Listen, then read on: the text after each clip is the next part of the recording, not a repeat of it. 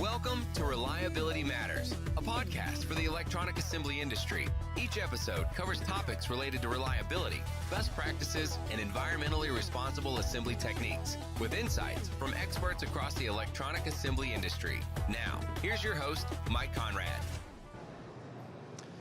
Welcome to another episode of the Reliability Matters podcast. Where am I? I am clearly not in my normal studio. I am in sunny Southern California in Anaheim at the IPC Apex Expo, and I am doing a series of little mini Reliability Matters episodes, 10 or 15 minutes long each, with various subject matter experts, and we'll talk about the products that are showing at Apex, and more importantly, even at least to me, and my audience, how those products work in the field of reliability, how they impact reliability in the various fields of electronic assembly. So first of all, I also want to thank Trevor Galbraith from Global SMT and his amazing Summer, who is sitting right over there, pushing the right buttons, trying to make us look and sound as good as we can ever look or sound. And Jen, her able-bodied assistant, who's also making sure that I don't fall out of the frame of the camera and all of that stuff. So thank you, all of you, for making the show look terrific.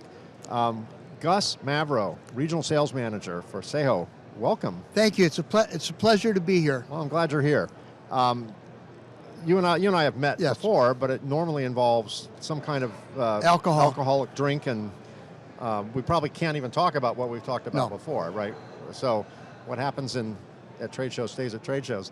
But I want to kind of set up the question. When considering the topic of automated inspection systems for electronic assembly, reliability is a critical factor to assess given its direct impact on production quality, efficiency, and operational costs. With that general statement being said,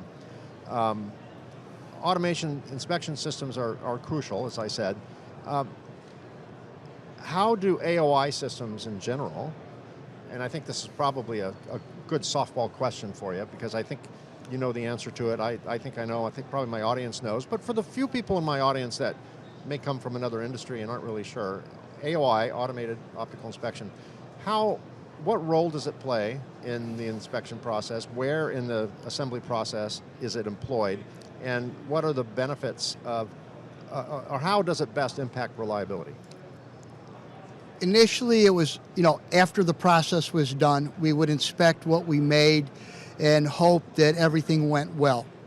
Over time, it's transitioned now that we're doing pre-solder inspection.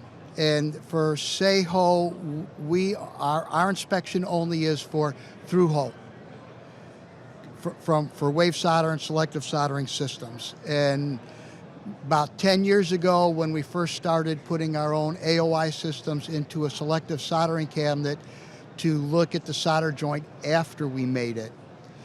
Since then, we've branched out into full standalone AOI systems that can do both component inspection before the process and solder and joint inspection after the process. And doesn't SEHO also make soldering machines, wave solder machines? Yes, we did. This is okay. We still do. We haven't changed our focus, but the idea was to present to a customer, I hate this phrase, the total solution. Right.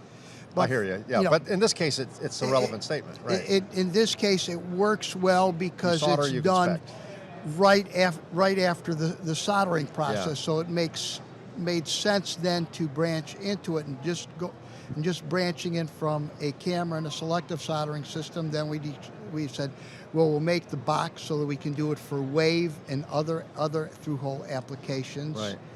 And from there, you've seen the box with the standalone AOI system.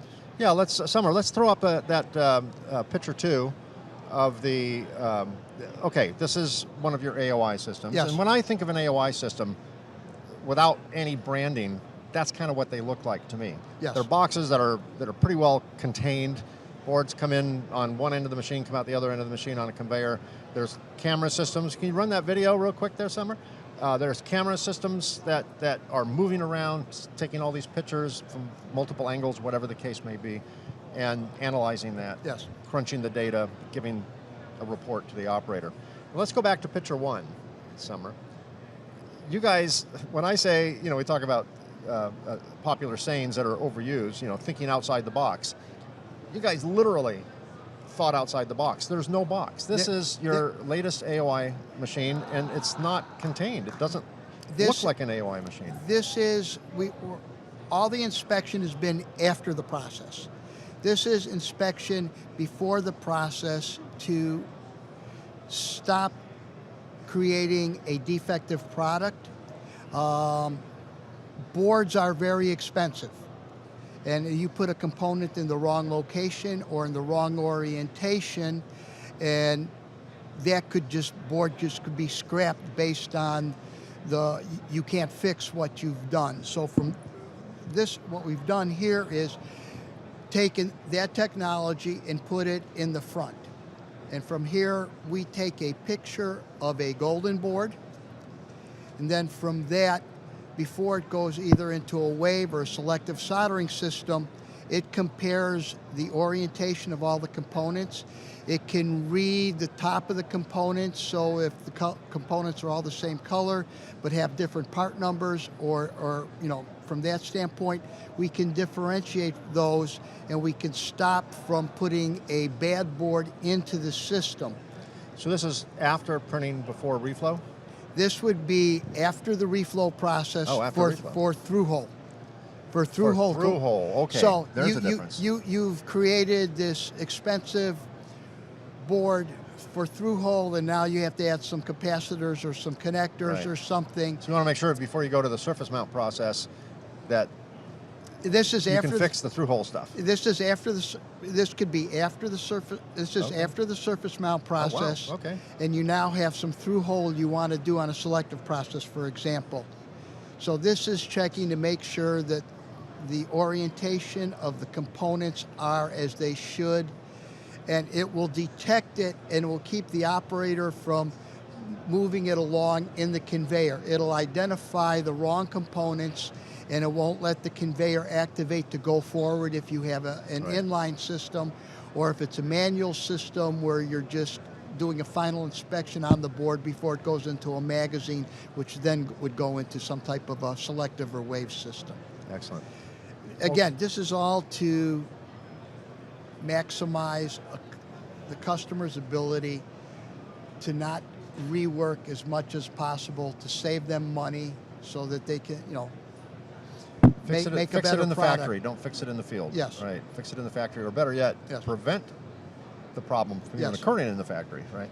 Well, Gus, Mavro, thank you so much. We're almost through day one of the show, and we've got tomorrow and Thursday to go. So I know you want to sit here forever and take a load off your feet, but it is time to go back to the booth and start selling boxes. Hey, I appreciate the time. Thank you very much. My pleasure, Gus. Nice talking with you. Good seeing you again. We'll see you probably tonight out there somewhere.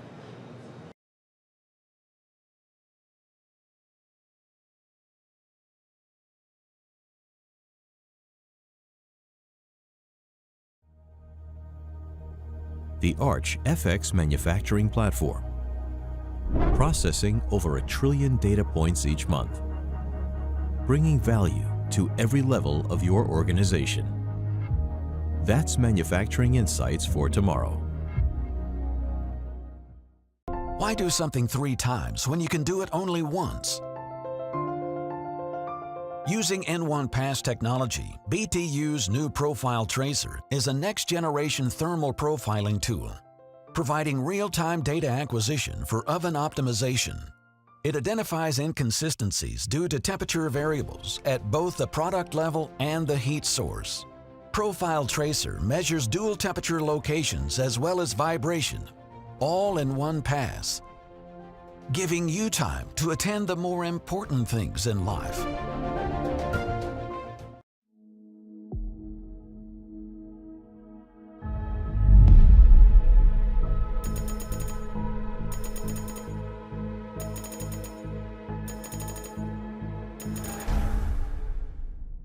Welcome back. I'm glad you came back. We are now talking to Mark Stansfield, Managing Director of Solderstar. How are you? I'm good, thank you. Thanks for inviting me. I know you had that look like you need to get off your feet. So I certainly do. Here we are, yes. Your company makes profiling equipment, oven profiling equipment. That's correct, yeah. That is a little different than what I would consider a stereotypical profiler.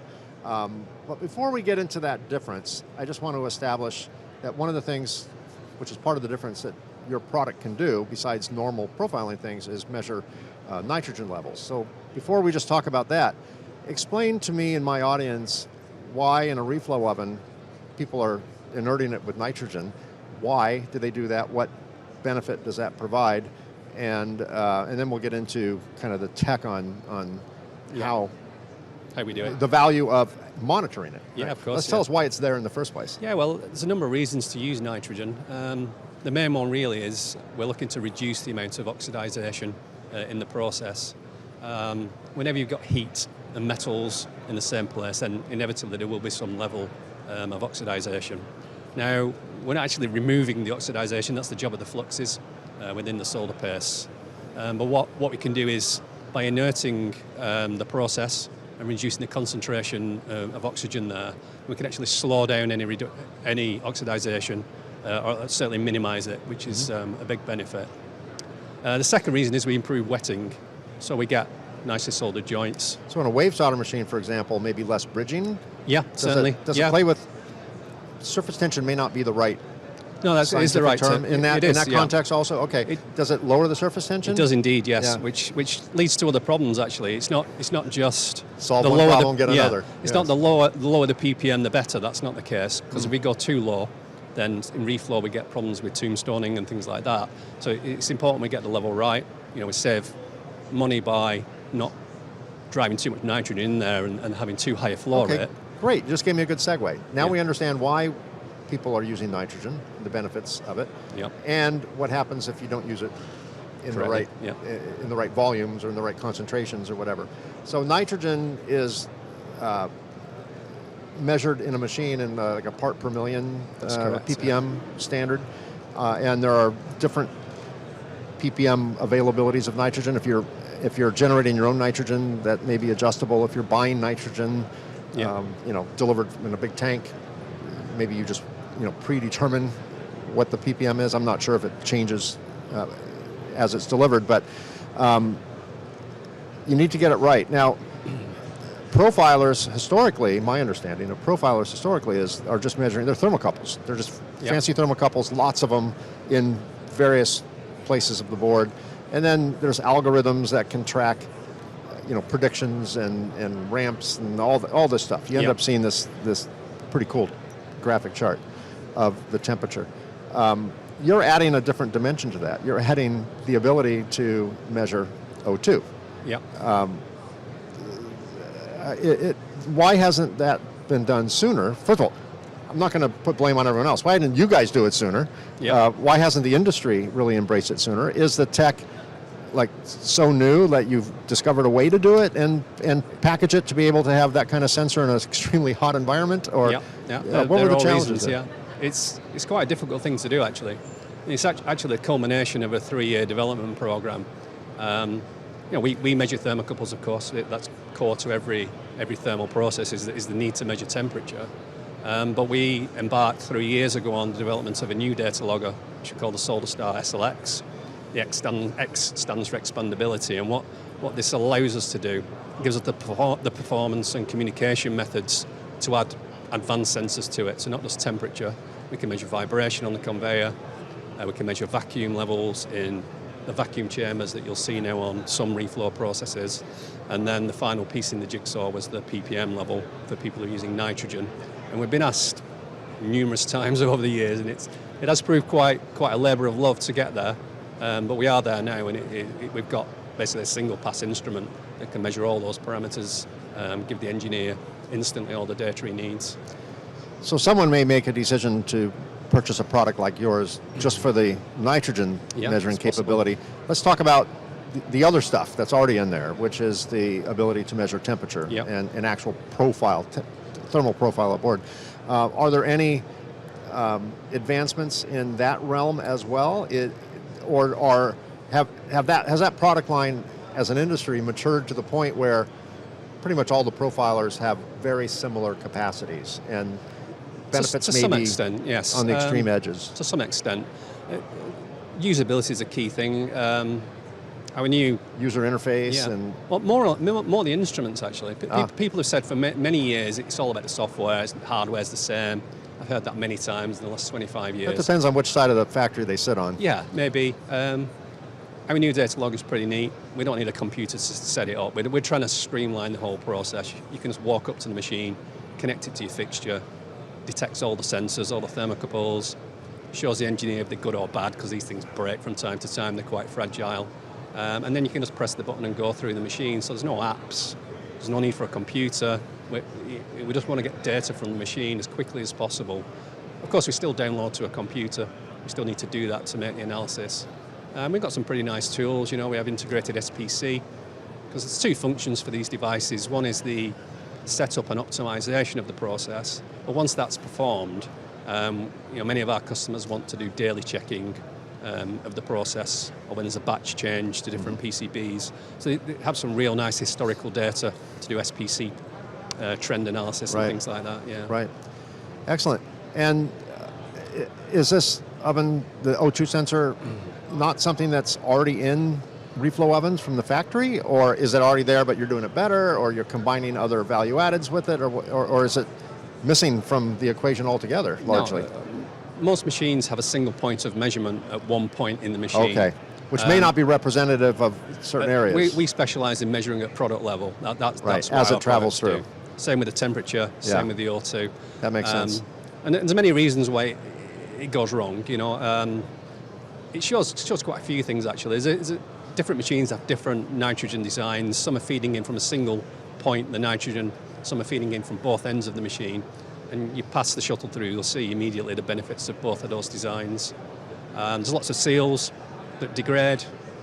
So when the PPM's not right, it's really difficult to find out where that problem is. It's expensive to maintain those machines. And you've got to change every seal. All you know is it's not right here. You don't know where the offending area is. Yeah, the key difference is we're measuring zone by zone. So we see exactly where in the machine any problem may lie. It goes through zone 4 and spikes or dips. Then you know it's a big time saver. Something around there. Yeah. Excellent. And has it been received well so far? Extremely well, yeah. Good. Yeah. Well, Mark Stansfield, thank you for being my very short time guest today on this abbreviated version of Reliability Matters, a little tapas bar of subject matter experts. Thanks for being here, and I wish you all the luck in the world, and well, you probably don't need the luck, but good success to you on this new product launch. Okay, thank you. Take care. Thank you.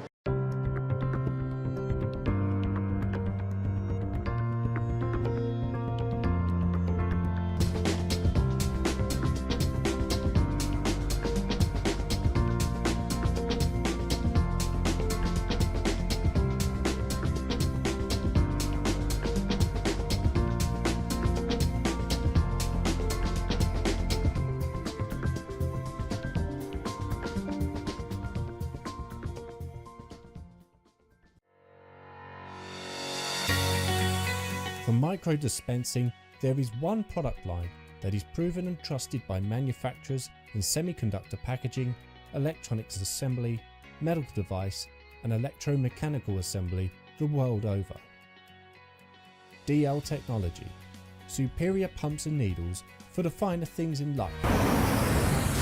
Imagine the competitive advantages of producing high mix and high volume PCB assembly on a single SMT line running non-stop even during changeovers. It's available now from the only maker in the world providing mixed production SMT line solutions complete with full dual printing, SPI, pick and place, reflow, AOI and board handling machinery for different product dual lane processing in the smallest footprint possible. Make more PCB assemblies with less time, less space, less investment. Without reliability,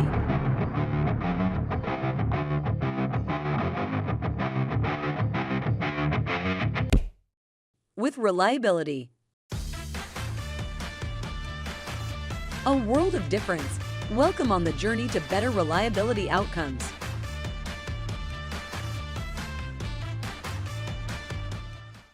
Welcome back for our final segment for today's installment of the Reliability Matters podcast.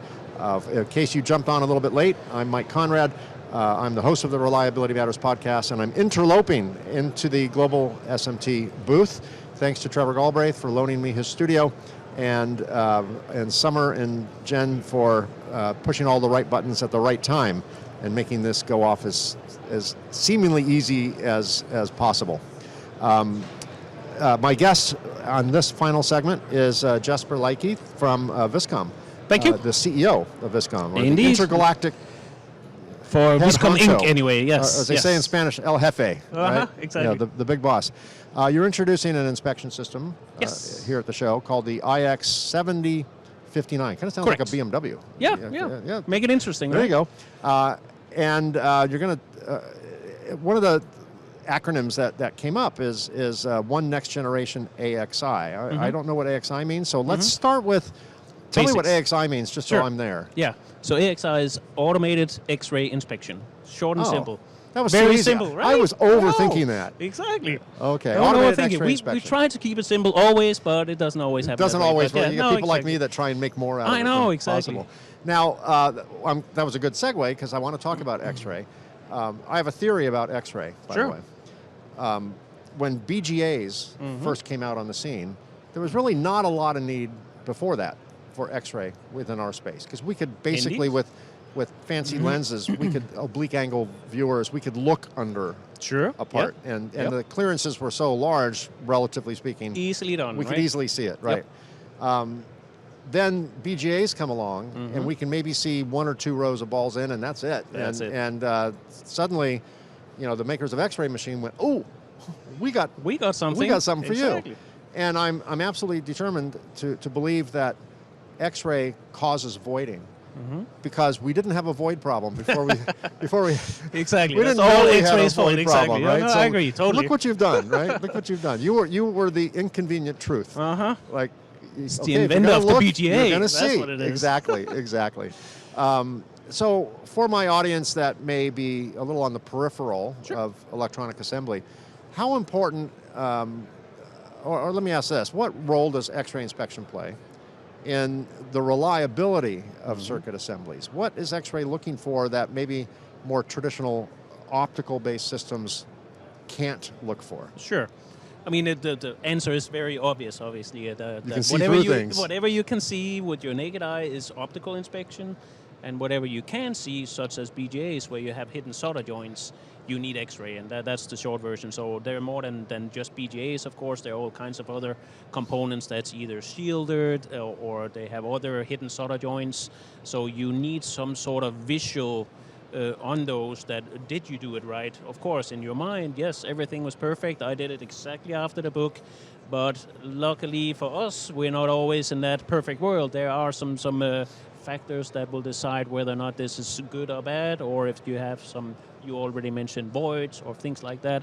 That's needed with X-ray. So you have to verify, even with a good process, you have to verify that your process is good at the end, and what your final product, that's the bottom line, of course, your final product needs to be top-notch before you deliver it to a customer. Otherwise, you won't be in business for very long. Right.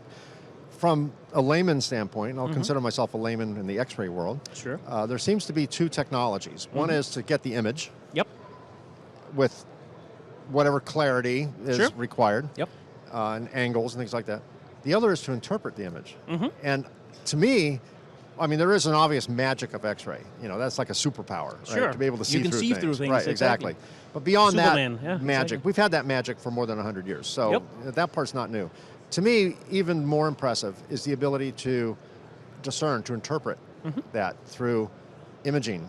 So not Processing, always yeah. what you're seeing on the screen is literally what the board looks like. It is a computer rendition of what the board looks like.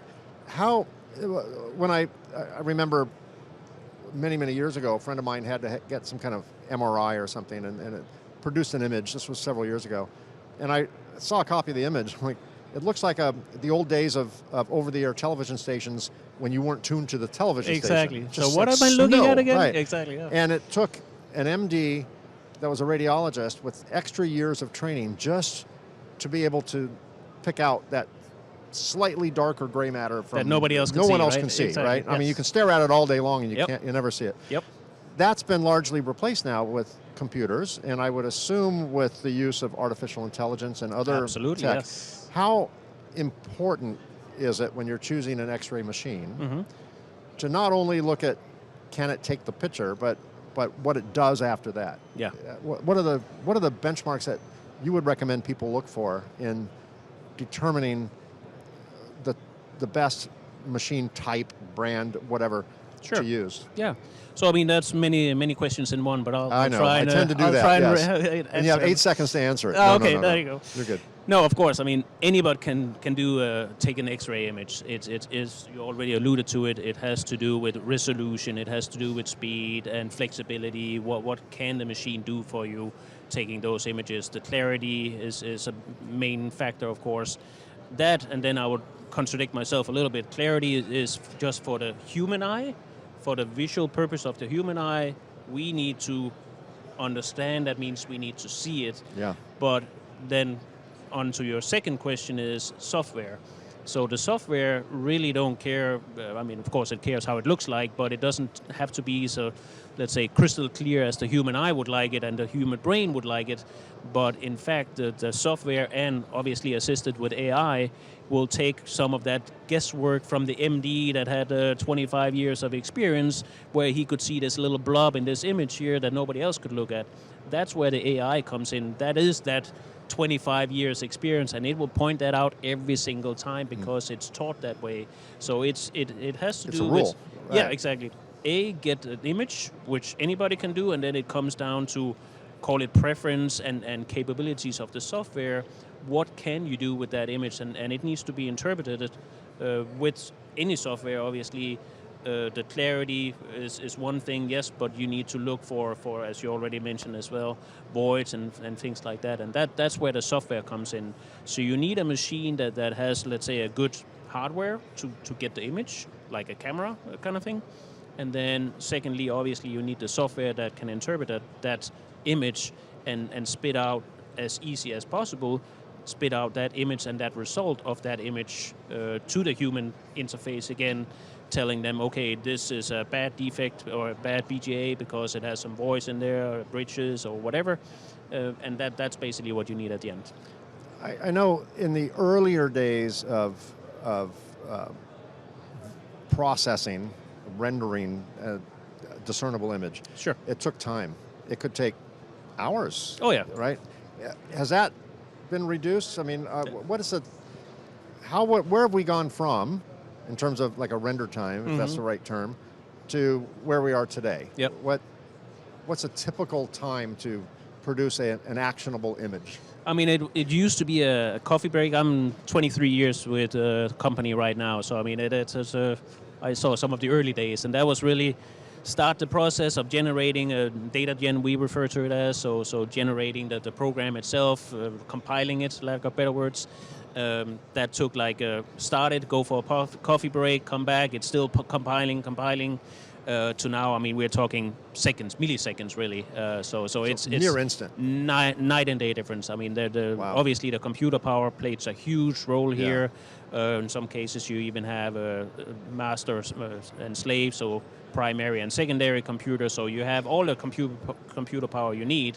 So let's say speed in that regards is absolutely no issue anymore. That's a thing from the past.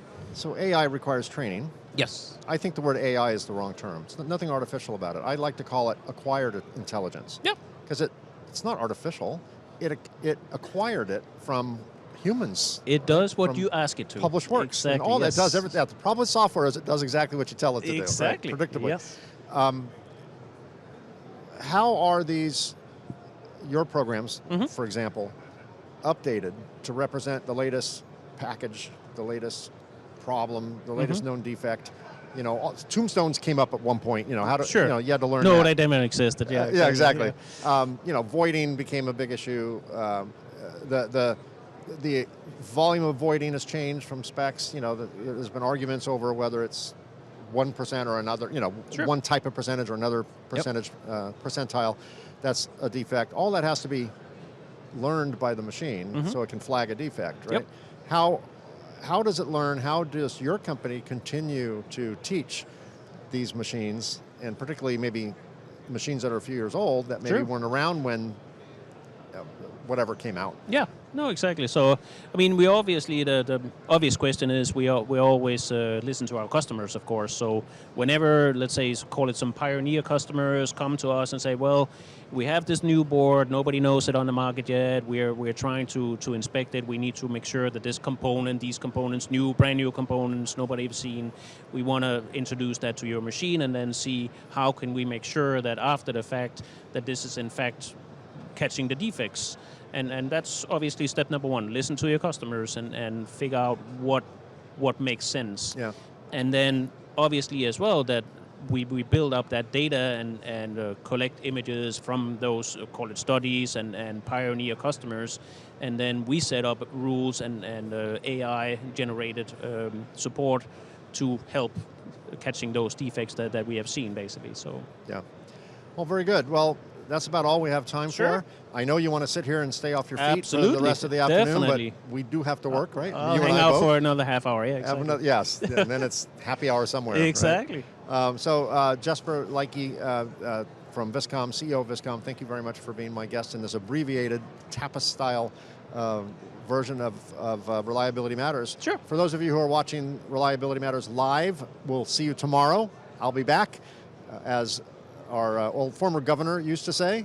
I'll be back. And for those of you who are watching this on the Reliability Matters podcast, I'll see you in 2 weeks. Take care, everybody. Thanks for having me.